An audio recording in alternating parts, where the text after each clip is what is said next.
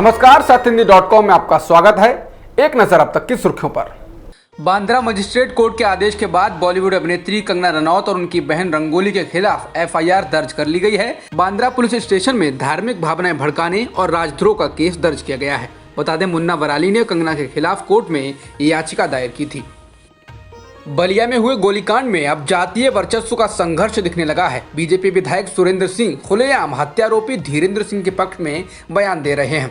विधायक सुरेंद्र सिंह ने पूर्व सीएम अखिलेश यादव के बयान पर जवाब देते हुए कहा है कि जब उनकी सरकार में एक यादव पुलिस प्रशासन के सामने खुलेआम एक बैंक मैनेजर की गोली मारकर हत्या कर देता है, तब वो ट्वीट क्यों नहीं करते।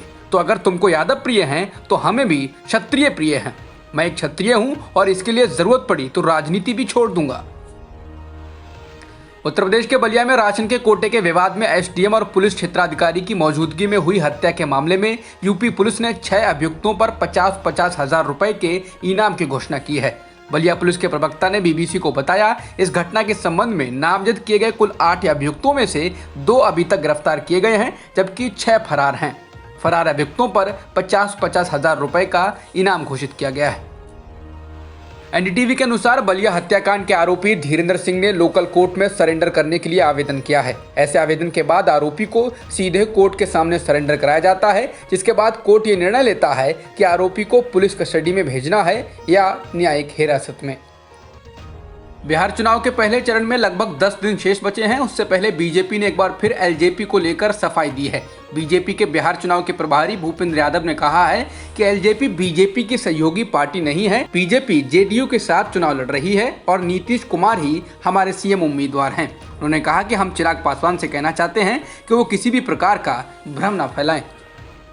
बिहार चुनाव के लिए महागठबंधन ने साझा घोषणा पत्र शनिवार को जारी कर दिया है। इसका नाम प्रण हमारा संकल्प बदलाव का दिया गया है। घोषणा पत्र जारी करने के दौरान रणदीप सिंह सुरजेवाला ने कहा कि अगर तेजस्वी यादव के नेतृत्व में बिहार में सरकार बनती है तो महागठबंधन 3 कृषि विरोधी कानूनों को समाप्त करने के लिए पहले विधानसभा सत्र में एक विधेयक पारित करेगा। इसके अलावा इस घोषणा पत्र में 10 लाख स्थायी नौकरियों की समय पर बहाली की प्रक्रिया को पहली ही कैबिनेट बैठक से शुरू करने का वादा किया गया है।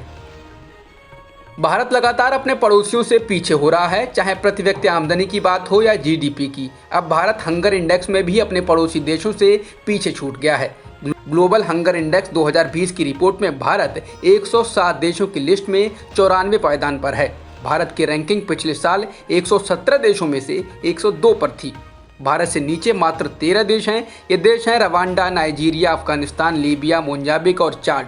इंडेक्स में भारत नेपाल और पाकिस्तान से भी नीचे है। रिपोर्ट के मुताबिक नेपाल जहां 73 स्थान पर है तो पाकिस्तान 88वें स्थान पर है।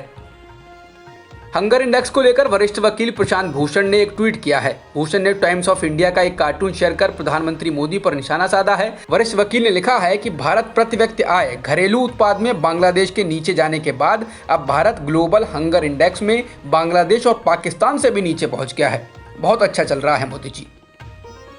हाथरस केस की जांच के सिलसिले में सीबीआई लगातार पूछताछ कर रही है।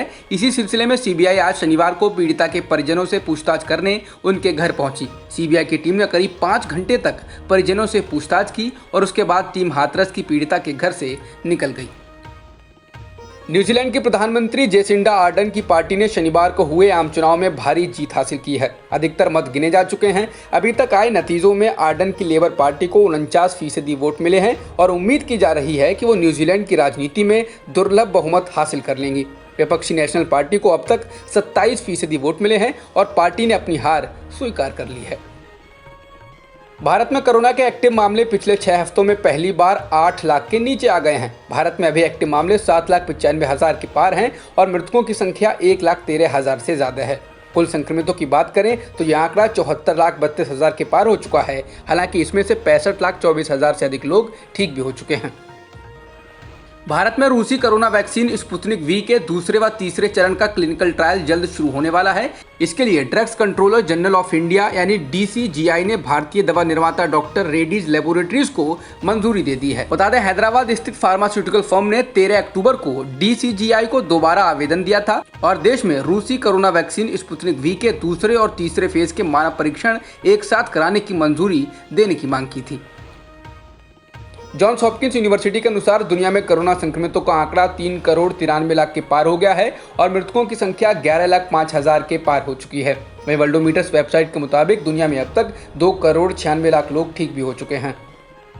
जॉन्स हॉपकिंस यूनिवर्सिटी के अनुसार अमेरिका में संक्रमितों की संख्या 80,50,000 के पार हो गई है और मृतकों की संख्या 2,18,000 के पार हो चुकी है। इसके अलावा ब्राजील में भी कुल संक्रमितों का आंकड़ा 52 लाख के पार हो गया है और मृतकों की संख्या 1,52,000 के पार है। आईपीएल में रॉयल चैलेंजर्स बेंगलुरु ने राजस्थान रॉयल्स को 7 विकेट से मात दे दी है। राजस्थान ने 178 रनों के लक्ष्य के जवाब में बेंगलुरु ने 19.4 ओवर में 3 विकेट गंवाकर 179 रन बना लिए और 7 विकेट से जीत दर्ज कर ली। एबी डिविलियर्स ने 22 गेंदों में 55 रनों की नाबाद पारी खेलकर जीत में अहम भूमिका निभाई। अब तक की खबरों में बस इतना ही। बाकी खबरों के लिए बने रहिए सत्यहिंदी.com के साथ।